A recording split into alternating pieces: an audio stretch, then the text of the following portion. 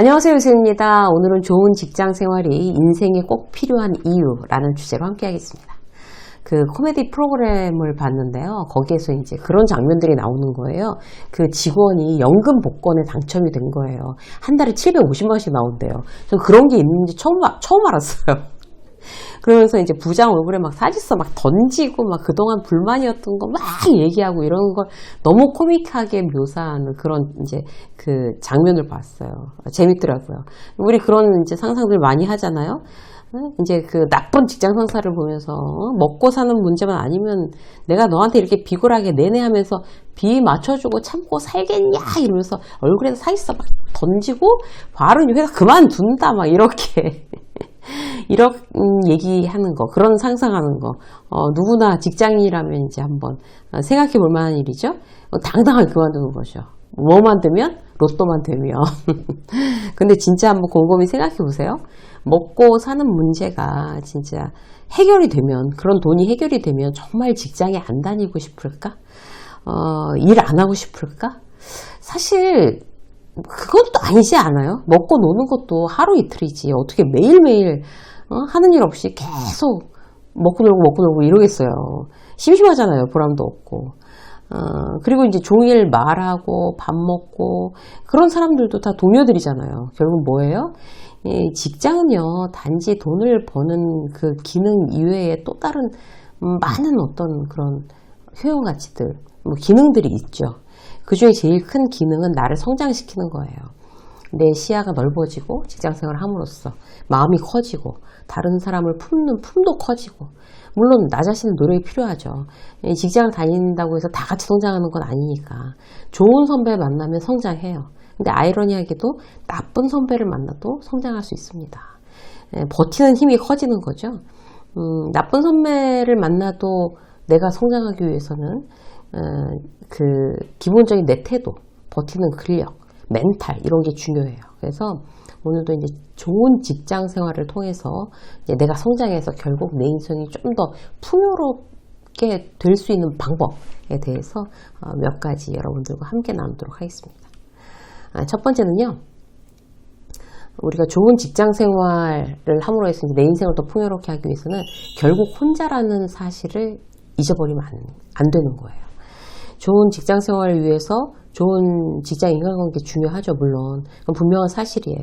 근데 우리가 꼭 기억해야 될 거는, 그 좋은 직장 인간관계에 내가 원칙을 가지고 있지 않으면 독이 될 수 있다는 거죠. 이렇게 이제 계속 말씀드리는데도 방송 보는 분들이 여전히 직장에서 막 이렇게 휘둘리고 있는 경우가 참 대다수죠. 이론처럼 이제 현실이 안 된다고도 말씀하세요. 생각한 대로 안 되는 게 맞죠. 그렇게 쉬우면 다들 아무 문제도 없게요. 그죠? 그러니까 어떻게 해야 돼요? 매일매일 스스로 훈련해야 돼요. 자, 노력 몇 가지. 결국 혼자라는 사실을 기억할 수 있는 노력 몇 가지를 말씀드려 볼게요. 자, 내가 결국 혼자다라고 생각을 하면 누구에게나 잘해주면 호의가 권리가 된다는 걸 알게 돼요. 그래서 나를 이용하려는 사람과 나랑 협업할 사람을 잘 구분해야 돼요, 우리는. 항상 자기 급할 때만 나 찾아서 부탁하고 일 끝나면 몰라라 하고, 그런 사람은 더 이상 도와줄 필요 없어요. 이게 구분 능력의 기본입니다. 그리고 나 역시 누구한테 도움을 받았으면 반드시 보답하는 그런 이제 원칙 가지고 가야죠. 직장 관계의 핵심은 기브 앤 테이크예요. 이게 이제 가족 관계랑 근본적으로 다른 부분이 바로 이런 건데, 그거를 갖다 이제 우리가 잊어버리면 안 되는 거죠. 자, 또 두 번째 뭐예요? 인맥은요, 양이 아니라 질이라고 생각해야 돼요. 결국 혼자라고 내가 그 원칙 분명히 가지고 있으면 이 인맥에 대한 어떤 그런 막 여프, 양으로 많은 거에 대해서 그렇게 집착하지 않게 돼요. 내가 직장을 그만두는 순간 직장 명함으로 만났던 사람들 대부분하고의 관계는 사라집니다. 그런 부분에 대해서 이제 퇴직하고 나서 당황하거나 회의감을 느끼는 분들도 많은데, 그건 당연한 거예요. 이해관계로 만났던 사람들이 그 이해관계가 사라졌는데 관계가 멀어지는 걸 나쁘다고 볼 수 없죠.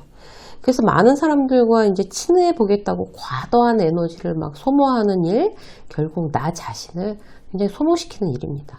가기 싫은 술자리, 친하지도 않은 사람 경조사 이런 일도 많잖아요. 그럴 때 휘둘리는 사람이 있고 절대 휘둘리지 않는 사람이 있어요. 가만히 자기 마음 한번 들여다보세요. 내가 친하지도 않은데 주말에 할 일만큼 피곤한데 이 사람은 왜 청첩장을 나한테까지 주는 거야? 이런 느낌 들 때 있잖아요. 그 사람 욕하면서 갈 필요 없다는 얘기예요. 내가 힘들어 죽겠는데 오늘 번개하자. 이런 동기 말에 또 나만 빠질 수가 없어서 할 수 없이 가서 더 막 지쳐 빠져갖고 앉아있으면 그게 직장 인간관계 잘하는 거라고 착각하시면 안 돼요. 대신 정말 내가 신뢰하는 선배, 믿고 키워주고 싶은 후배 정말 몇 명만 있어도 충분한 거죠. 막 이렇게 대량이 아니라도 돼요. 소수의 사람에게도 얼마나 긍정적인 영향을 주고받느냐.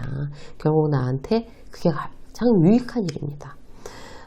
근데 저는 그런 소수도 없어요 라고 고민하시는 분들이 있을 수도 있잖아요. 그럴 때는 어떤 방법이 좋을까요? 내가 그런 사람이 되려고 노력하는 거예요. 내가 누군가에게 믿거라 하는 후배가 돼보자. 내가 누군가에게 신뢰받는 선배가 한번 돼보자. 이런 노력이 이게 꾸준히 되면 그런 사람이 어느 순간 내 주변에 생기게 마련입니다. 자, 두 번째, 증명한다. 이거예요. 프로는 말도 생각도 다 필요 없어요. 눈에 보이는 실적이 제일 중요해요. 그걸 우리는 다른 말로 증명이라고 표현할 수가 있겠죠? 뭘로 증명할까요? 행동만이 증명할 수 있어요. 생각만 해가지고 그게 증명이 돼요? 안 되죠. 내 능력을 실적으로 증명해야 진급도 하고 인정도 받는 거예요. 나는 잘하는데 네가 나를 아직 잘 몰라서 그러는데 네가 오해해서 혹은 선입견을 가져서 그러는데 이런 말 다 필요 없어요. 의미가 없어요. 만약 신입사원이 처음이라 뭘 모르고 막 실수할 수 있잖아요. 그건 괜찮아요. 뭐 처음부터 알았나요? 뭐.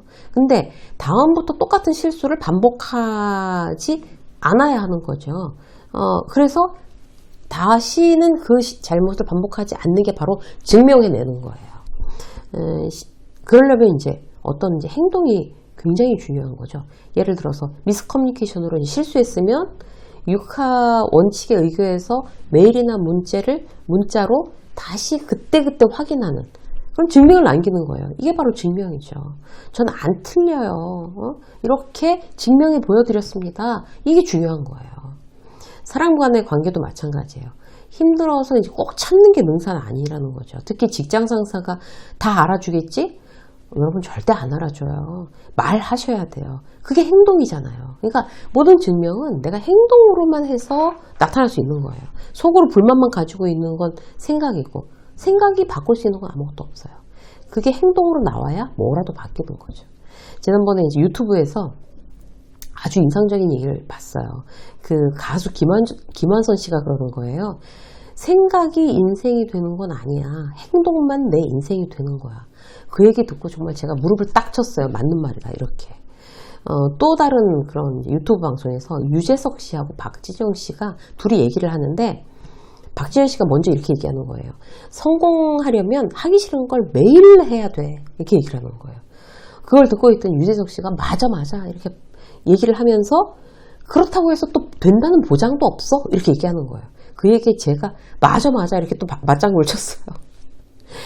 그런 거예요. 매일매일 힘들지만 용기를 내기 쉽지 않지만 행동으로 옮기는 것만 내 것이 되는 거죠. 고민할 시간에 직접 부딪혀야 돼요. 고민은 이제 뛰면서 하는 거예요. 전부 다 완벽하게 고민해놓고 시작할까? 이런 거 없어요. 내가 행동으로 뭔가 선택하고 행동으로 애쓰고 행동으로 공부하고 결국 직장 생활을 그렇게 해야 내가 원하는 방향으로 갈 수가 있습니다. 후배가 이제 막 불만을 얘기하는 거예요. 팀 간의 정보 공유가 너무 안 돼서 일이 비효율이라고 얘기했어요. 마케팅은 일정 너무 늦게 나오고, 그럼 자기네들끼리 정보 공유도 안 해서 막 달리 막 효율 없이 막 일이 중복되고, 영업팀이랑 따로 놀고 이런다고 막 불만을 토로하길래, 그러면 이제 구글도 다 같이 볼 수 있는 그 일정 시트를 이제 만들어서 올리자. 그래서 공유하자. 그 매뉴얼 만들어 버렸더니 하방차사예요. 어떻게 됐어? 그러니까 예, 당장 급한 일이 있어서 이거 하고 하겠습니다. 또 나중에 그거 어떻게 됐어? 그러니까 예, 하겠습니다. 이런 일 한두 번 반복되잖아요. 그 사람 신뢰를 잃는 거예요. 그러니까 불만을 얘기해 놓고 반드시 조직에서 불만 얘기해 놓으면 대안을 제시해야 돼요. 그 대안이 뭐겠어요? 행동이에요. 그렇게 이제 자, 이 부분이 잘 안 되니까 이렇게 해봅시다 라고 얘기하는 그 대안이 있고 직접 행동으로 옮겨야 조직에서 이렇게 박자가 맞아줘야 조직에서 인정받는 거죠. 아주 단순한 원칙이지만 이게 꼬박꼬박 지키기랑 그리 만만치 않습니다. 근데 그 원칙을 지키는 것이 신뢰를 정말 내가 지키는 것이다 라는 그 사실 다시 한번 우리가 리마인드 할 필요가 있어요. 자, 세 번째는요. 그럴 수도 있다 라고 생각하는 거예요. 결국 혼자라고 생각하고 자, 행동으로 모든 걸 증명하고 이렇게 빡세게 직장 생활이 흘러간다고 쳐요. 그러면서도 계획이 틀어지고 우리의 뜻이 부러지고 사람들과의 관계에 상처를 입을 수 있어요. 그런 것들을 최대한 좀 유연하게 하려면 어떻게 해야 될까요? 그게 바로 뭘까요? 누군가와 부딪혔을 때 그럴 수도 있다. 이 한마디예요. 거의 마법이에요. 그리고 사실이기도 해요. 두바이 항공사, 에미레이츠 항공이 있는데 세계적으로 친절한 서비스로 굉장히 유명한 항공사예요. 그러니까 그 항공사는요, 늘 똑같은 수준, 똑같은 퀄리티의 아주 높은 서비스 수준을 자랑한대요. 승무원 친절도가 아주 유명하다는 거예요. 그들은 이제 그 승무원들의 직원 교육을 어떻게 시킬까? 승무원들에게 하는 마인드셋이 어떤 건가 하면 그럴 수도 있다. 이거예요. 그럴 수도 있다. 막 짜증내는 승객을 보면서 어제 저 사람은 직장에서 해고 당했을 수도 있어. 그러니까 저럴 수 있어. 이렇게 생각하는 거예요.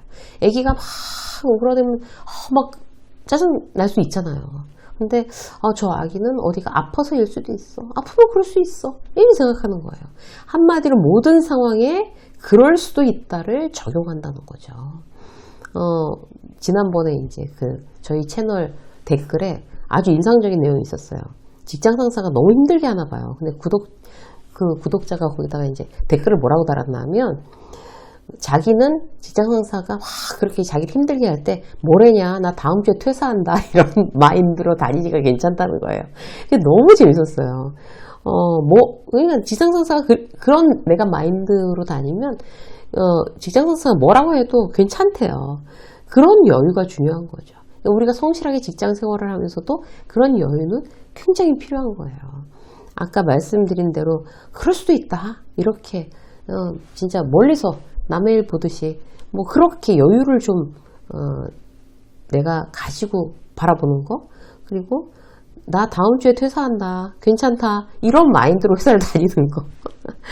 이런 것도 스트레스 받지 않을 수 있는 굉장히 좋은 방법인 것 같아요. 오늘도 조금 더 여유 있고 조금 더 이제 나아진 직장 생활이 되실 수 있도록 요셉의 직장 수업은 여러분들 곁에서 최선을 다하겠습니다. 고맙습니다.